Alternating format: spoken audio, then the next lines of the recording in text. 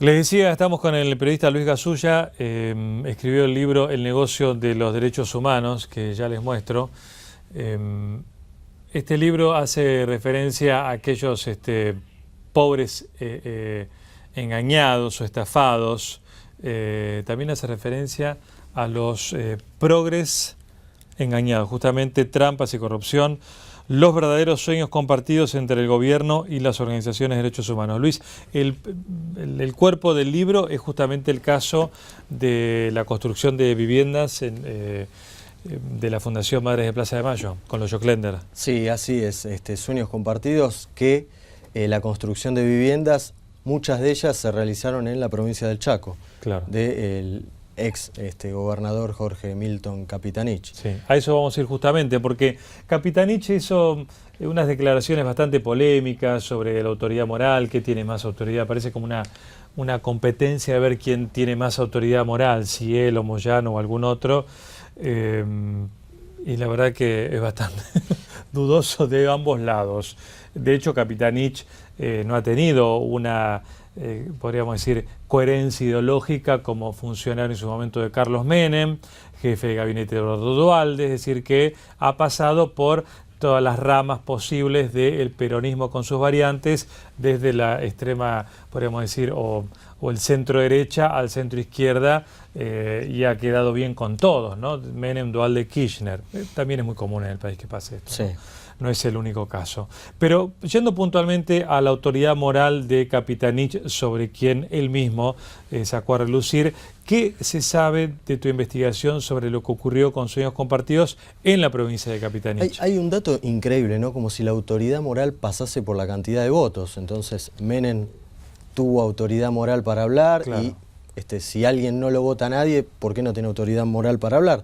Pero al margen de eso, también algo que debería preocuparse el jefe de gabinete. Hace un mes hay ex referentes sociales muy cercanos a su gestión, como Tito López, acampando en Plaza de Mayo. Creo que esta semana empezaron una huelga de hambre y hace un mes que les han prometido recibirlos, porque la situación en el Chaco es muy complicada, persecución de la policía, aprietes, falta de insumos, planes sociales y demás, y no los ha recibido. Bueno, un tema para discutir de la autoridad moral, pero en relación con Sueños Compartidos, en el Chaco se construyeron el 33% de las viviendas del total del programa de inclusión social y construcción de viviendas más importante que tuvo el kirchnerismo, fueron en el Chaco.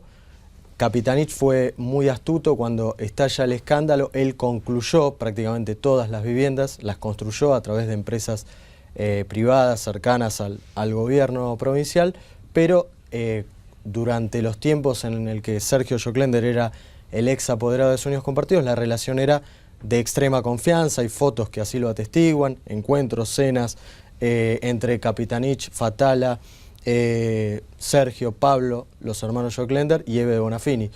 Allí se firmaron más de 12 convenios para construir centros de salud, viviendas y demás. En uno de ellos muy costoso, en el barrio, un barrio aledaño a Resistencia, La Rubita, que después lo rebautizaron barrio Néstor Carlos Kirchner, por 500 viviendas, y hoy esos punteros que manejaban muchos de esos ingresos, hoy están en la vereda enfrente de Capitanich y lo acusan de traidor y están acampando en Plaza de Mayo, como Tito López. Uno de los pocos punteros referentes que quedan cercanos a Capitanich es Emerenciano Sena, un hombre que en el 2009, en las Pascuas del 2009, terminó prácticamente a los tiros con Sergio Joclender por el tema de los manejos de los recursos que les daba el gobierno provincial y nacional a Sueños Compartidos. Bueno, y justamente este es el capítulo que involucra a Capitanich en la provincia del Chaco con Sueños Compartidos. Pero, digamos, el resto hubo como hace unas semanas la reaparición del escándalo con Joclender, cuando opinó sobre Ollarvide. Pero ¿en qué quedó la construcción de las viviendas? Las viviendas las continuaron algunos gobiernos provinciales, caso las intendencias de Seiza, Justosi en Almirante Brown también las concluyó, Chaco las concluyeron, y en otros como Ciudad de Buenos Aires, Rosario, Misiones, no se han concluido. Hay informes que demuestran que la corrupción existió, que hubo sobreprecios en la obra pública, tasas de retorno, malversación de los fondos públicos. A ver, por ejemplo, en el Chaco, me lo anoté para no olvidarlo, hay 15 millones de pesos de pagos que realizó la provincia que nunca terminaron en las cuentas de la Fundación Madre de Plaza de Mayo, terminaron en otras cuentas. Pagos de la gobernación. Pagos de la gobernación. La gobernación en total manejó 252 millones de pesos, no es poca plata. Y en su momento, en el 2009, los empresarios locales, por ejemplo, el presidente de la Cámara Argentina Chaqueña de la Construcción decía que era imposible construir viviendas sociales porque no se podía competir con la Fundación de las Madres de Plaza de Mayo. No existían licitaciones, algo que no existió en ningún lugar del país, ¿no? Y Capitanich en aquel entonces le había contestado a Ricardo Siri que no podía decir eso públicamente porque estos convenios venían abrochados desde Casa Rosada. Los vínculos entre Joclender, Eve de Bonafini y Capitanich son obvios, tal es así que cuando salió el informe de la Auditoría General de la Nación, Capitanich defendió la gestión de Sueños Compartidos incluso en los tiempos de Sergio Joclender. Yo cuento en una nota publicada en Infobae que en un avión de Meldorec el ex gobernador Capitanich le pidió la gestión al ex apoderado, a los Joclender, si podía presentar su libro de gestión en la Feria del Libro. Esos gastos los pagó la Fundación Madre de Plaza de Mayo. O sea, como una retribución simbólica, política, de que estaban muy bien las relaciones políticas. Hay intendentes del Chaco que eran radicales, como de Villa Bermejito, que en el libro cuento que el ministro de Planificación chaqueño, cuando pierden la elección del 2009, le saca el convenio para construir viviendas porque jugaban políticamente, eran de un partido opositor.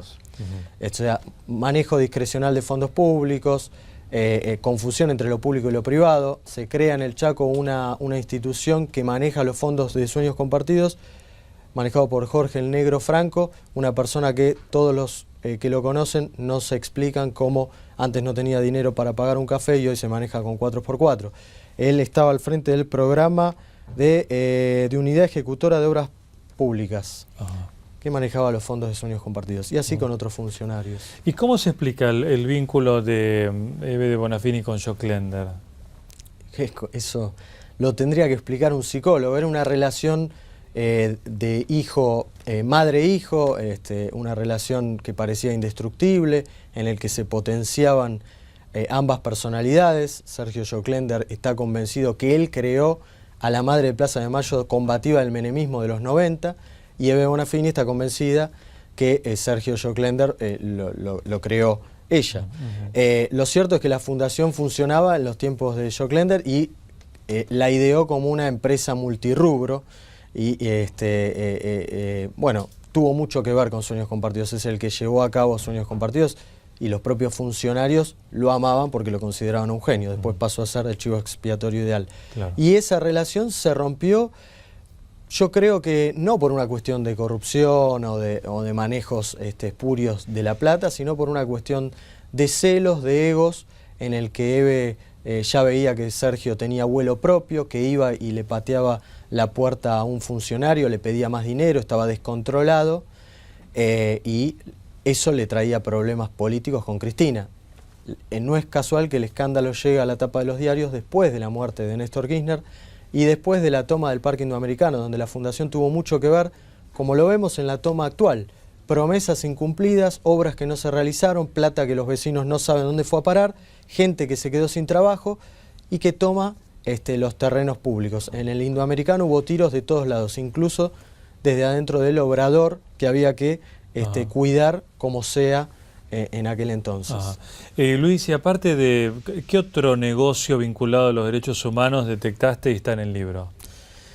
Hay varios, el manejo en las secretarías de derechos humanos, cómo, el tema de cómo los funcionarios hablan y homenajean lo que pasó en los 70, y sin embargo en provincias en las que hoy los derechos humanos se vulneran, caso Chaco, caso Formosa, se realizan costosos monumentos a la memoria, costosas obras relacionadas con recordar los derechos humanos o homenajear a lo que pasó en los 70, y sin embargo se descuidan los actuales. ¿Y en esas obras habría algún caso de irregularidades? Siempre hay irregularidades, sí.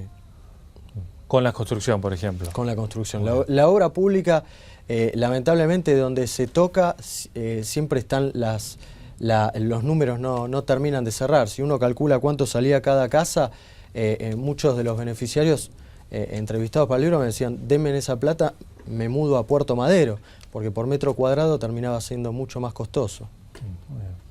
Gracias, Luis, por haber venido. No, gracias, Juan. Un gusto.